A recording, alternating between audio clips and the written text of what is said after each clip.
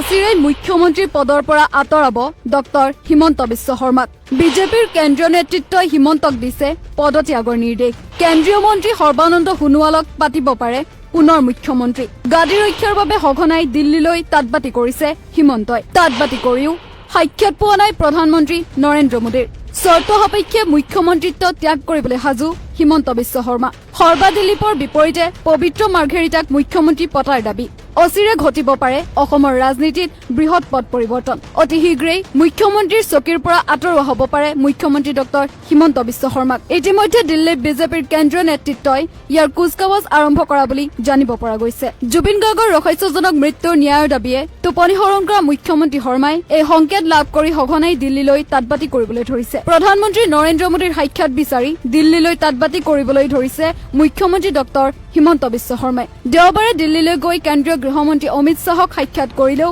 প্ৰধানমন্ত্ৰী মোদীৰ সাক্ষাৎ লাভ নকৰিলে মুখ্যমন্ত্ৰী শৰ্মাই সূত্ৰটোৰ মতে প্ৰধানমন্ত্ৰী মোদীয়ে সাক্ষাৎ দিব খোজা নাই মুখ্যমন্ত্ৰী ডক্টৰ হিমন্ত বিশ্ব শৰ্মাক বিহাৰৰ নিৰ্বাচনী প্ৰচাৰত ব্যস্ত প্ৰধানমন্ত্ৰী নৰেন্দ্ৰ মোদীক সাক্ষাৎ লাভ কৰিবলৈ পুনৰ মংগলবাৰে দিল্লীলৈ উৰা মাৰিব মুখ্যমন্ত্ৰী হিমন্ত বিশ্ব শৰ্মাই এক বিশেষ সূত্ৰই প্ৰকাশ কৰা মতে দুদিনমান পূৰ্বে বিজেপিৰ আভ্যন্তৰীণ সমীক্ষাৰ প্ৰতিবেদন দিল্লীলৈ প্ৰেৰণ কৰিছে সূত্ৰটোৰ মতে উক্ত প্ৰতিবেদনৰ মতে হিমন্ত বিশ্ব শৰ্মাই মুখ্যমন্ত্ৰী হৈ থাকিলে 2026ৰ বিধানসভা নিৰ্বাচন বিজেপিয়ে পৰাস্ত হোৱাটো প্ৰায় নিশ্চিত এই প্ৰতিবেদন লাভ কৰাৰ পিছতে বিজেপিৰ কেন্দ্ৰীয় নেতৃত্বই মুখ্যমন্ত্ৰী ডক্টৰ হিমন্ত বিশ্ব শৰ্মাক পদত্যাগৰ নিৰ্দেশ দিছে অৱশ্যে মুখ্যমন্ত্ৰী শৰ্মাই এই নিৰ্দেশ পাই শীৰ্ষ নেতৃত্বক এক বিশেষ চৰ্ত আগবঢ়োৱা বুলি জানিব পৰা গৈছে মুখ্যমন্ত্ৰী শৰ্মাই সৰ্বানন্দ সোণোৱাল আৰু দিলীপ শইকীয়াৰ বিপৰীতে বিজেপিয়ে তেওঁৰ একান্ত অনুগত পবিত্ৰ মাৰ্ঘেৰিটাক মুখ্যমন্ত্ৰী ৰূপে বিচাৰিছে সূত্ৰ অনুসৰি প্ৰধানমন্ত্ৰী নৰেন্দ্ৰ মোদীয়ে মুখ্যমন্ত্ৰী ডক্টৰ হিমন্ত বিশ্ব শৰ্মাৰ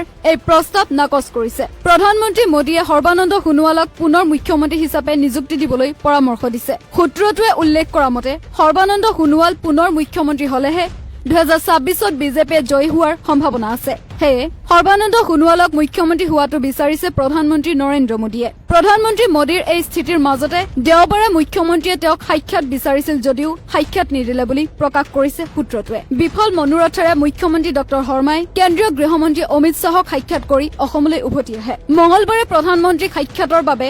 দিল্লী যাব হিমন্ত বিশ্ব শৰ্মাই পিছে প্ৰধানমন্ত্ৰী নৰেন্দ্ৰ মোদীয়ে হিমন্ত বিশ্ব শৰ্মাক সাক্ষাৎ দিয়ে নে নিদিয়ে সেয়াহে লক্ষণীয় হ'ব উল্লেখযোগ্য যে জুবিন গাৰ্গৰ ৰহস্যজনক মৃত্যুৰ ন্যায়ৰ দাবীয়ে মুখ্যমন্ত্ৰী ডক্টৰ হিমন্ত বিশ্ব শৰ্মাক যথেষ্ট ব্যতিব্যস্ত কৰি তুলিছে জুবিন গাৰ্গৰ মৃত্যুক লৈ মুখ্যমন্ত্ৰী শৰ্মাই ৰাজ্যৰ অতি নিকৃষ্ট ৰাজনীতি কৰাৰো গুৰুত্বৰ অভিযোগ উত্থাপিত হৈছে এনে সময়তে বিজেপিৰ শীৰ্ষ নেতৃত্বই তেওঁক পদত্যাগৰ নিৰ্দেশ দিয়া বুলিও বিশ্বস্ত